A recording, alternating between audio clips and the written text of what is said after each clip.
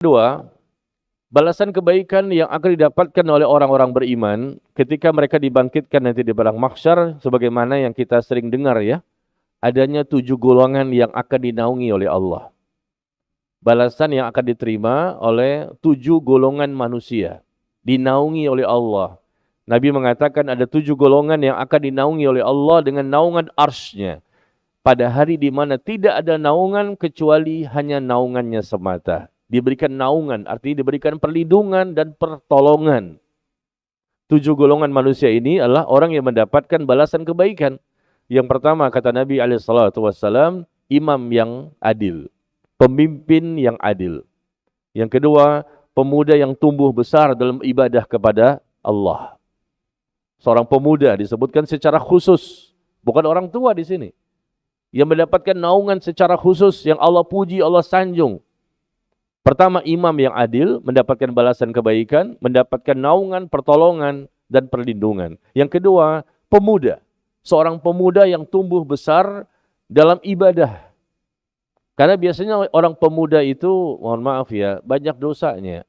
Karena dia banyak hawa nafsunya, ya, kuat syahwatnya, mudah terlena, mudah terperdaya, mudah juga ikut-ikutan orang lain. Umumnya biasa seperti itu, belum kokoh keimanannya. Tapi di sini luar biasa nih seorang pemuda ini. Dia tumbuh besar dalam ibadah kepada Rabb-Nya. Dia selalu berusaha mendekatkan diri kepada agama. Dia mendapatkan naungan dari Allah. Yang ketiga, seseorang yang hatinya senantiasa terpaut ke masjid. Hatinya terpaut dengan masjid. Ya, dari subuh sampai isya laki-laki ini selalu sholat berjamaah di masjid. Dan kalaupun tidak sholat berjamaah, dia suka berada di masjid. Barangkali mendengarkan kajian, barangkali dia membaca Al-Quran, atau melakukan ibadah lainnya. Ya, ini suatu keistimewaan ya. Seseorang yang hatinya terpaut dengan masjid, bahkan masjid itu bisa jadi rumahnya yang pertama. Bukan rumah yang dia miliki sebagai rumah yang pertama. Karena keberadaan dia di masjid seringkali ada di sana. Dan lebih senang berada di masjid, lebih tenang. Bukan karena ada AC-nya atau yang lainnya. Tapi memang dia lebih senang berada di rumah Allah. Bukan sembarang rumah. Tapi rumah yang dipakai untuk ibadah. Ya. Dan bukan tempat tidur. Kadang-kadang orang datang ke masjid untuk tidur ya. Begitu juga ketika mendengarkan kajian.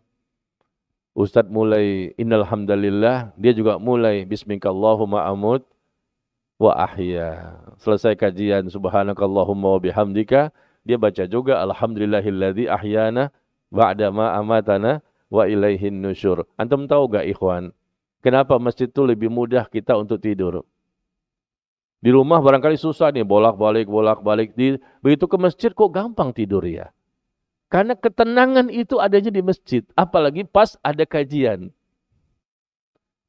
Dijamin tenang dan tidurnya nyenyak. Karena Rasul mengatakan, majtama'a qaumun fi baitin min buyutillah yatsluna kitaballah wa yatadarasunahu bainahum illa nazalat alaihimus sakinah. Tidaklah berkumpul satu kaum di masjid, di salah satu rumah Allah, di mana mereka mempelajari Al-Quran, melainkan apa? Turun kepada mereka ketenangan. Nih, kondisi kita sedang berada di salah satu rumah Allah. Dan kita mempelajari Al-Quran. Kata Nabi, turun kepada mereka ketenangan. Tenang hatinya. Karena ketenangan itulah menjadikan sampai-sampai ngantuk. Survei membuktikan loh, betul itu. Ketenangan itu. Di rumah barangkali nggak tenang. Apalagi banyak tagihan-tagihan hutang-hutang yang belum dibayar. Baik ya. Jadi 7 golongan yang akan dinaungi oleh Allah nanti ketika dibangkitkan di padang mahsyar, imam yang adil, pemuda yang tumbuh besar dalam ibadah kepada Allah, seseorang yang hatinya terpaut dengan masjid. Yang keempat, adanya 2 orang yang saling mencintai karena Allah. Ada 2 orang yang saling mencintai karena Allah, di mana keduanya berkumpul dan berpisah karena Allah. Mereka akan mendapatkan balasan kebaikan nanti di padang mahsyar. Ya. Kemudian yang kelima, seorang laki-laki yang diajak berzina oleh seorang wanita. Diajak berzina ini, bukan memperkosa. Wanita itu siap standby, ayo kita berzina. Bahkan dia yang mengajak berzina dengan laki-laki itu. Iya, wanita yang mengajak berzina ini ternyata dia punya kedudukan, dia juga cantik, rupawan, ya. Ternyata laki-laki ini mengatakan, sungguh aku takut kepada Allah. Ini akhafullah. Nggak mau dia, nggak berani, takut dia. Gimana antum? Andai kata ada wanita seperti itu, cantik luar biasa, kaya juga, punya kedudukan, dan memaksa antum untuk berzina. Kira-kira gimana?